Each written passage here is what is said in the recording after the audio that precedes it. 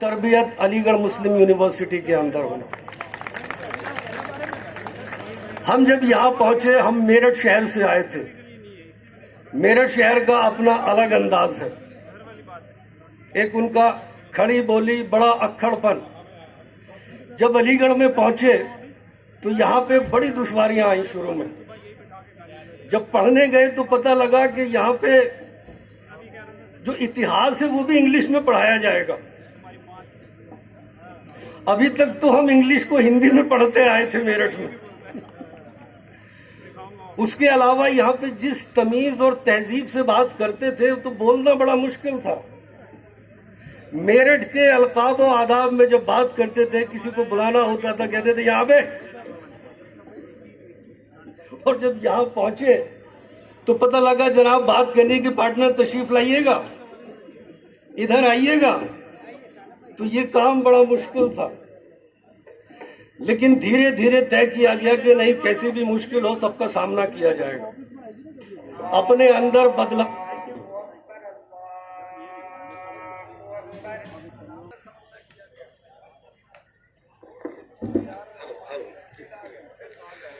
आपको मेरी आवाज सुनाई दे रही है? और फिर यह तय किया गया कि जो पहले साल का पेपर है उसे इंग्लिश में ही अटेम्प्ट किया जाएगा। हालांकि बड़ी दुश्वारी ये थी कि एक सब्जेक्ट हिंदी रख लिया था, ये सोचते हुए कि कम से कम एक सब्जेक्ट में तो पास हो सकते हैं, अगर बाकी इंग्लिश ने साथ नहीं दिया तो। लेकिन हमारे एक टीचर थे, उनका नाम था बुद्ध सेन शर्मा। जब वो हमें हिंदी का सब्जेक्ट पढ़ाने आए तो वो हमें हिंदी इंग्लिश में समझा रहे थे। तो इन सारे दौरों से गुजर के धीरे धीरे यहाँ से पीयूसी किया, फिर बीए किया, फिर लॉ किया, और लॉ करने के बाद फिर हमने अप्लाई किया। उस वक्त में अलीगढ़ में ये दौर था कि हर कोई आईएएस ऑफिसर बनना चाहता था। आज मुझे नहीं पता कि क्या है। और जब हमने अपना अप्लाई किया तो बड़े इत्तेफाक की बात है कि जिस वक्त हमारी इंटरव्यू कॉल आई, उस वक्त मेरठ में उसकी हिस्ट्री का सबसे जबरदस्त राइट हुआ था। 19 मई 1987 को, वो रमजान के दिन थे, हम सबके रोजे थे, और 2 हफ्ते तक लगातार कर्फ्यू रहा था। हमें किसी को ये उम्मीद नहीं थी कि हम दूसरे दिन का सूरज देख पाएंगे। लेकिन अल्लाह भला करे उस पोस्टमैन का। उस कर्फ्यू के दौरान जब कुछ घंटे की ढील मिली, कर्फ्यू के अंदर वक्फा दिया गया, तो उसमें वो इंटरव्यू की कॉल डाल गया। और फिर हमारे सामने मसला ये था कि शहर से बाहर कैसे निकला जाए। इंटरव्यू तो बेंगलोर के अंदर है। तो अल्लाह ताला जब किसी की मदद करना होता, हमें पता लगा कि हमारे घर के सामने जो पीएससी की प्लाटून है, उसके जो कमांडेंट है वो हमसे मिलने आए। उनका नाम था इब्राहिम खान।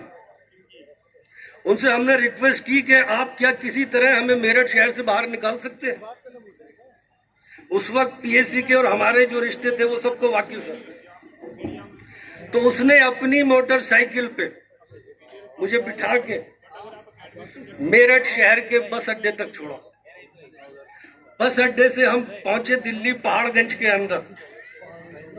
पहाड़गंज रेलवे स्टेशन की लाइन में लगे जा चुकी है, कोई सीट अवेलेबल नहीं है। तो मैंने बंदे का नाम देखा और मैंने उसका नाम देख के उससे पूछा कि यार क्या तुम एएमयू से हो? तो उसने कहा हाँ। मैंने बोला भाई मैं भी एएमयू से हूँ और मेरे लिए बड़ा क्रूशल टाइम में मेरा एसएसबी का इंटरव्यू है, मुझे किसी तरह बेंगलोर पहुंचना है। तो उसने कहा भाई साहब आप जरूर बेंगलोर जाएंगे, आप बेफिक्र रहें। उसने कुछ भी करके मेरा इंटरव्यू का मुझे टिकट करवाया उसने, और हम बेंगलोर पहुंचे।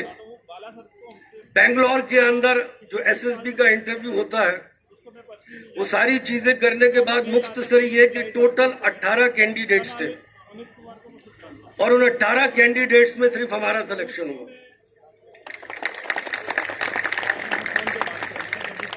और उन हालात में, जब इतने बुरे हालात थे, उसके बाद हमने ट्रेनिंग कंप्लीट की, सब जगह गए और अल्लाह ताला ने आज यहाँ की हाईएस्ट रैंक पे हमें भिजवा दी, हाईएस्ट पोस्ट पे यहाँ पे भिजवा दी। मुझे यहाँ से बाहर भी सर्व करने का मौका मिला। मैंने अमेरिका में कोर्सेज किए, मैंने यूएन मिशन में सर्व किया, जहाँ पे मुझे इंटरनेशनल फोर्सेस के साथ काम करने का मौका मिला, जिनमें सारे साउथ एशिया की आर्मीज थी, जिनमें अमेरिकन, यूरोपियन, रशियन, वो सारी आर्मीज थी। मैं सन 2000 में वहां पे गया था। वहां पे यूक्रेन, तब तक सोवियत संघ खत्म हो चुका था और उनकी आर्मीज भी खत्म, मतलब उनकी आर्मी भी सब अलग हो गई थी। तो उन सब के बीच और उन सब से इंटरेक्ट करने का मौका मिला मुझे, और उन सब के बीच रहने के बाद मैं आपसे एक बात शेयर कर सकता हूँ और बता सकता हूँ कि जो हमारा इंडियन ब्रेन्स है वो दुनिया में सबसे बेहतरीन है। Individually we all are very brilliant, but collectively we are a failure.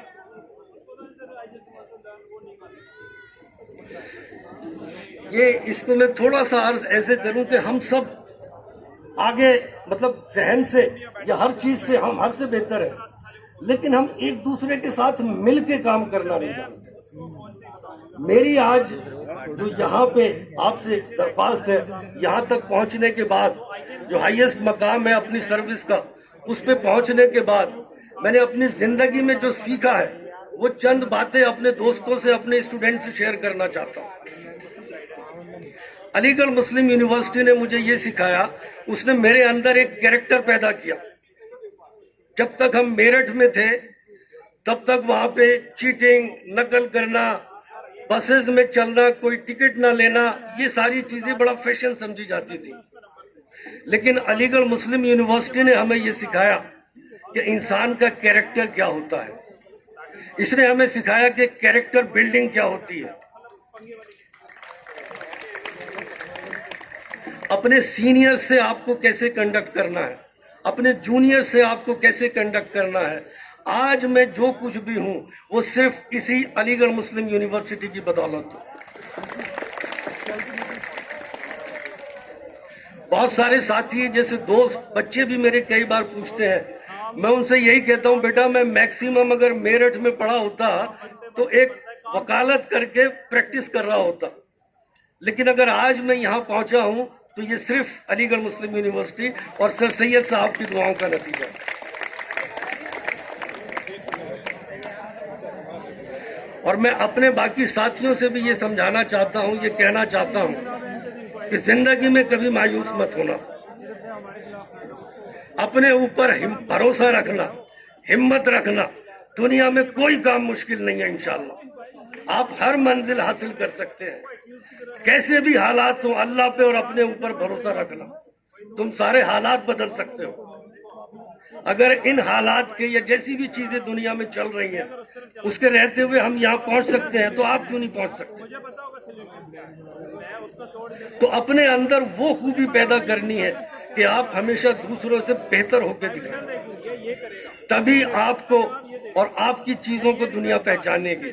और जब आप मेरिट से और सिस्टम से आगे बढ़ेंगे, मैं बताता हूं कैसा भी सिस्टम हो, कैसी भी लोगों की थिंकिंग हो, लेकिन एक अच्छी और कॉम्पिटेंट वर्कर की सबको जरूरत होती है।